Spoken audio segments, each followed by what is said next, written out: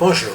Dans le cadre de ces vidéos, réponses aux auditeurs, je voudrais répondre à un auditeur qui affirme que puisque saint Irénée donne la liste des 12 presbytres de Rome, successeurs de Saint-Pierre, cela prouve bien la prédominance de l'Église romaine sur le monde chrétien. Voici donc notre réponse. Alors tout d'abord, nous voulons remercier bien sûr cet auditeur pour son commentaire. Cependant, cher auditeur, votre affirmation, je dirais même vos affirmations, car elles sont plusieurs fois répétées, révèlent de sérieuses lacunes en matière de connaissance de l'Église primitive, tout autant d'ailleurs que de la compréhension biblique. Nous allons donc répondre par cette vidéo à vos affirmations. En effet, nous connaissons parfaitement les écrits de saint Irénée. Nous le respectons hautement. Mais dans votre plaidoyer pour l'Église romaine, vous semblez occulter l'ensemble du contexte dans lequel il s'exprime. La citation d'Irénée date au plus tard de l'an 160 de notre ère, époque où l'Église était pluricéphale, ce qui d'ailleurs fut entériné lors des conciles de Nicée, le premier en 325, renouvelé ensuite lors de l'église d'Éphèse en 360, et puis d'autres conciles d'ailleurs. Toutes les églises chrétiennes, y compris l'église latine elle-même, affirmaient justement cet aspect pluricéphale de l'église. À cette époque, sont fermement reconnus lors de ces conciles comme tête de l'Église les villes telles que Jérusalem, Antioche, Alexandrie et Rome. Autrement dit, ces conciles qui se sont déroulés plus de 200 ans après la mort de saint Irénée manifestent qu'à cette époque, c'est-à-dire l'époque des conciles, l'Église était toujours pluricéphale. Donc Irénée connaissait parfaitement cet aspect, ce fait, lorsqu'il donne sa liste de l'Église latine. Il n'occulte en aucune manière les autres églises, d'autres pays, d'autres continents.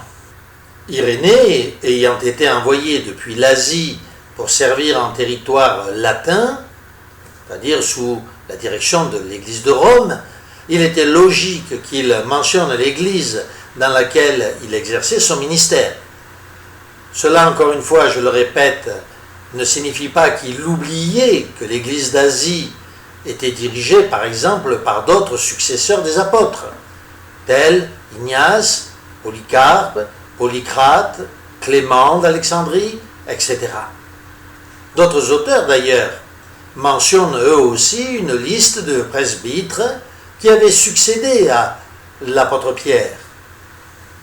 L'Église romaine, donc, n'était alors qu'une branche de l'Église universelle, c'est-à-dire de l'Église catholique en général. Nous rappelons d'ailleurs au passage que le mot catholique, qui est un mot d'origine grecque, ne signifie rien d'autre que l'Église universelle. Rappelons en outre, pour les charnels bien sûr, que la succession apostolique ne tient compte ni des villes, ni des hommes, mais de la fidélité à l'enseignement apostolique. Autrement dit, comme le dit si bien saint Jean, petits enfants, que personne ne vous égare, celui qui pratique la justice est juste, comme celui-là est juste, celui qui pratique le péché est du diable. L'apôtre Paul lui-même dit dans un autre passage, tous les enfants d'Abraham, tous les descendants d'Abraham ne sont pas pour autant des enfants d'Abraham, car il explique très bien dans ces passages que c'est par le cœur qu'on est, ou par l'esprit, par la foi, qu'on est descendant d'Abraham et pas par la chair. De la même manière, tous ces presbytres de Rome qui se sont succédés ne peuvent se dire descendants ou successeurs de l'apôtre Pierre que dans la mesure où eux-mêmes se montrent fidèles à la parole de Dieu et non pas tout simplement parce qu'ils en descendent par une lignée dont, on le sait, de nombreux maillons ont été achetés à prix d'argent ou de corruption. Je voudrais vous citer quelques passages de l'histoire ecclésiastique. Faisons donc parler effectivement l'histoire elle-même. Eusèbe de Césarée nous écrit, par exemple, en ces temps-là, demeurait encore en vie à Nasie, et non pas à Rome, à Nasie, celui qui aimait Jésus, Jean, à la fois apôtre et évangéliste, qui gouvernait les églises de ce pays, après être revenu à la mort de Domitien de l'île où il avait été exilé. Il fut en vie jusqu'à 7 ans, il suffit de confirmer la chose par 2 témoins, et ils sont dignes de confiance car ils ont la première place dans l'orthodoxie ecclésiastique, Irénée et Clément d'Alexandrie. Ailleurs, le même auteur écrit, toujours dans l'ouvrage L'histoire de l'Église de cette époque-là, l'histoire ecclésiastique, il écrit beaucoup d'autres encore. En plus de ceux-ci, étaient célèbres à cette époque, possédant le premier rang de la succession des apôtres, disciples magnifiques de tels hommes. Ils édifiaient sur les fondements des églises que les apôtres avaient commencé à établir en tout lieu, ils accroissaient de plus en plus la prédication et semaient les semences salutaires du royaume des cieux dans toute l'étendue de la terre habitée. Vous avez noté, j'en suis persuadé, ici qu'il parle de succession apostolique pour des églises d'Asie et non pas de Rome. Encore un troisième texte, toujours tiré du même ouvrage.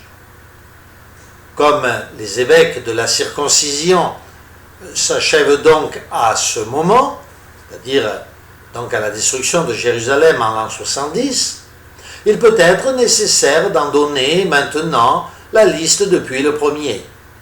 Le premier fut donc Jacques, celui qu'on appelle le frère du Seigneur. Après lui, le second fut Siméon, le troisième Justus, le quatrième Jachée, le cinquième Tobias, le sixième Benjamin, le septième Jean, le huitième Matthias, le neuvième Philippe, le dixième Sénèque, le onzième Justus, le douzième Lévi, le treizième Éphrem, le quatorzième Joseph, enfin le quinzième Judas. Tels furent les évêques de la ville de Jérusalem.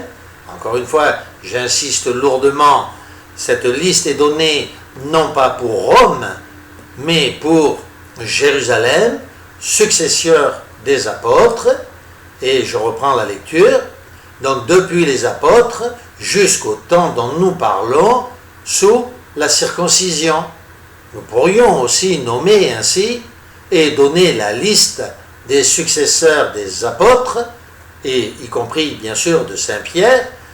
Nous pourrions mentionner par exemple l'église d'Alexandrie, dont nous voyons très clairement que si Irénée cite une liste de successeurs des apôtres pour l'église de Rome, cela ne signifie pas qu'il n'existait pas une succession apostolique dans les villes, comme nous venons de le voir, de Jérusalem, d'Alexandrie, d'Antioche.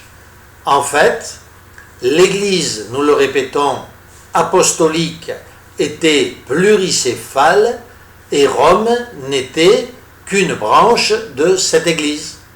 Cette branche ayant trahi le Seigneur, l'ayant rejeté, ayant rempli l'Église de Rome latine de toutes sortes d'hérésies, ne peut en aucun cas se prétendre Église successorale des apôtres.